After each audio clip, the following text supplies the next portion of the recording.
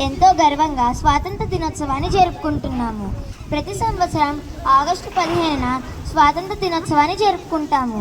1947 August 15న భారతదేశానికి British పాలన నుండి స్వాతంత్రం లభించింది. మన స్వాతంత్ర్యం కోసం ఎంతోమంది మహనీయులు పోరాడారు. మహాత్మా గాంధీ, సుభాష్ చంద్రబోస్, భగత్ సింగ్ వంటి నాయకులు మన దేశం కోసం చాలా త్యాగం చేశారు. వారి త్యాగాలను మనం ఎప్పటికీ మర్చిపోకూడదు. మన దేశం అనేక భాషలు, మతాలు, సంస్కృతులతో కూడిన గొప్ప దేశం. మనమందరం ఐక్యంగా ఉండి మన దేశ అభివృద్ధి కోసం కృషి చేయాలి. విద్యార్థులుగా మనం క్రమశిక్షణతో చదువుకొని మంచి పౌరులుగా ఎదగాలి. మన దేశాన్ని పరిశుభ్రంగా, శాంతియుతంగా మరియు అభివృద్ధి చెందిన దేశంగా మార్చేందుకు మన వంతు కృషి చేయాలి. మన దేశాన్ని మరియు జాతీయ జెండాని ఎల్లప్పుడూ గౌరవించాలి.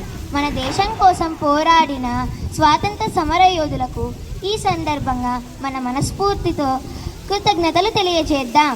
వందే మాతరం. భారత్ మాతా కీ జై. జై హింద్.